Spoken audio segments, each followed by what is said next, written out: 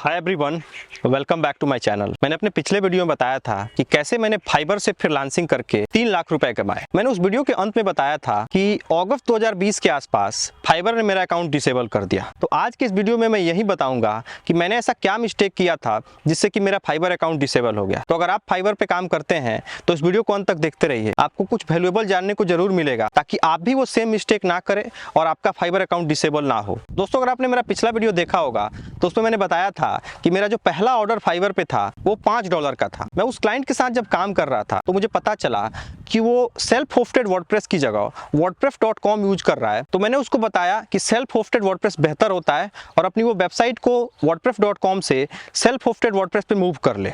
लेकिन ये सब कन्वर्सेशन करने में फाइबर का जो इनबॉक्स है वो उतना कंफर्टेबल फील नहीं हो रहा था। तो मैंने उस क्लाइंट को कहा कि वो मुझसे डायरेक्ट बात करे और उसको मैंने अपना व्हाट्सएप नंबर दे दिया। मैंने उस क्लाइंट से व्हाट्सएप पे बात करके उसका जो भी इशू था उसे सॉर्ट आउट कर दिया, जिससे कि उस क्लाइंट को $200 का प्रॉफिट हुआ। इससे खुश होकर के उसने मुझे $50 पेपाल कर दिया। जैसा कि आप सभी जानते हैं कि फाइबर पे काम करते हैं तो वहाँ 20% प्लेटफॉर्म फी लगता है, लेकिन उसने जो $50 भेजे उस पर मुझे कोई फी नहीं देना पड़ा क्योंकि उसने डायरेक्टली मुझे पेपाल कर दिया। तो मुझे ये लगा कि मैं जो भी क्लाइंट्स वहाँ मिल रहे हैं अगर मैं उनके साथ डायरेक्ट काम करूँ तो मुझे कोई प्लेटफॉर्म फी नहीं देना पड़ेगा और मैं उस 20% फी को अवॉइड कर लूंगा। तो जब अगली बार मुझे ऑर्डर आया तो मैंने क्लाइंट को कहा कि मैं $50 वेबसाइट के लिए चार्ज करूंगा और मैंने उससे कहा कि वो मेरे फिर डायरेक्ट व्हाट्सएप पे बात करे। मैंने फिर उसको अपना नंबर दे दिया और वहाँ व्हाट्सएप पे बात करने लगा। मैंने पूरा काम उसका किया और जब पेमेंट की बात आई तो मैंने उससे कहा कि वो $5 का ऑर्डर फाइबर पे प्लेस कर दे और बाकी का जो $45 है वो मुझे पेपाल कर दे। मैं $5 का ऑर्डर फाइबर पे इसलिए ले रहा था ताकि वहाँ पे एक अच्छा रेटिंग मिल जाए और एक रिव्यू मिल जाए, जिससे कि मुझे जो आगे आने वाले ऑर्डर्स हैं वो मिलने में आसानी हो जाएगा। तो ऐसे मैंने दूसरा ऑर्डर कंप्लीट कर लिया और उसके बाद मुझे जो भी नए ऑर्डर्स आते थे उसमें मैं सेम यही करता था, क्लाइंट से डायरेक्ट बात करता था और जो 90% अमाउंट होता था वो मैं पेपाल से ले लेता था और सिर्फ एक $5 का जो ऑर्डर होता था वो फाइबर पे ले लेता था, जिससे कि मुझे रेटिंग और रिव्यू भी मिल जाता था। ये चीज लगभग 3 महीने तक अच्छी चलती रही। मैंने जून 2020 से लेकर के अगस्त 2020 तक सेम यही किया। मैंने लगभग 50 ऑर्डर फाइबर पे किए जिसमें 90% ऑर्डर फीफी टाइप के थे, जिसमें मैंने क्लाइंट से डायरेक्ट बात कर लिया हो और सारा पैसा पेपाल से ले लिया और सिर्फ $5 का एक ऑर्डर वहाँ फाइबर पे ले लिया, जिससे कि मुझे एक अच्छी रेटिंग और रिव्यू मिल जाए। मुझे ये लग रहा था कि ये पकड़ में नहीं आएगा और मैं ऐसे ही काम करते रहूंगा, लेकिन ऐसा बिल्कुल नहीं था। एक रात मैं सोने जा रहा था तो मुझे फाइबर की तरफ से एक ईमेल आया कि your account is temporary disabled. मैं अभी वो ईमेल पढ़ ही रहा था तब तक एक और ईमेल आया कि your fibre account is disabled. अब ये देख के मैं काफी शॉक में था क्योंकि मैं फाइबर से इतना अच्छा पैसा कमा रहा था, हर महीने लगभग लाख रुपए बन जा रहे थे।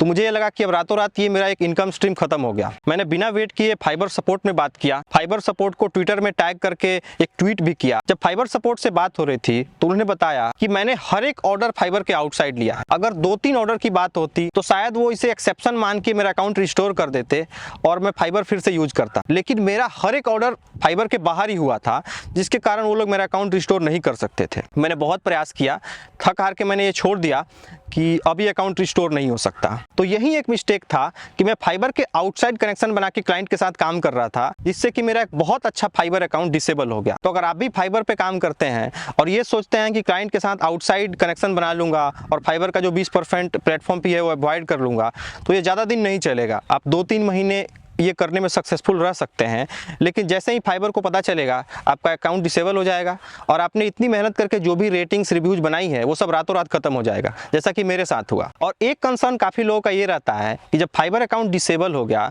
तो उसका जो पेमेंट है वो कैसे मिलेगा, क्योंकि जब अकाउंट डिसेबल होता है तो उसमें कुछ बैलेंस होता है। हर कंप्लीटेड ऑर्डर का जो बैलेंस होता है वो फाइबर 14 दिन तक रखता है। तो अगर आपने अकाउंट डिसेबल होने के कुछ दिन पहले कुछ काम किया होगा और उसका फंड्स आपके अकाउंट में अवेलेबल होगा तो वो आपको कैसे मिलेगा। तो इसके लिए फाइबर का ये रूल है कि अकाउंट डिसेबल होने के 3 महीने बाद वो लोग 7 दिन के लिए अकाउंट को इनेबल करते हैं। उस पीरियड के बीच में आप अपने फाइबर अकाउंट में लॉगिन कर सकते हैं, अपने गिग्स को देख सकते हैं, अपने सारे ऑर्डर हिस्ट्री को एक बार फिर से देख सकते हैं और साथ ही साथ आपका जो पैसा है उसको आप विड्रॉ कर सकते हैं। तो मेरे केस में भी यही हुआ। अगस्त 2020 में मेरा अकाउंट डिसेबल हुआ था। अराउंड नवंबर 2020 में मैं उस 7 दिन के पीरियड में अपना अकाउंट लॉगिन किया और अराउंड $105 थे मेरे अकाउंट में, जो कि मैंने पेपाल में विड्रॉ कर लिया। तो अगर आपका भी अकाउंट डिसेबल हुआ है और आपको लगता है कि आपका पैसा फंस गया है तो आपको वो 3 महीने बाद मिल जाएगा। तो इस वीडियो में मैं यही बताना चाहता था कि मैं फाइबर के आउटसाइड में कनेक्शन बना रहा था जिससे कि मेरा अकाउंट डिसेबल हो गया। तो मैं ये होप करता हूँ कि आपको इससे कुछ वैल्यूएबल सीखने को मिलेगा और अगर आप फाइबर पे काम करेंगे तो यही सेम मिस्टेक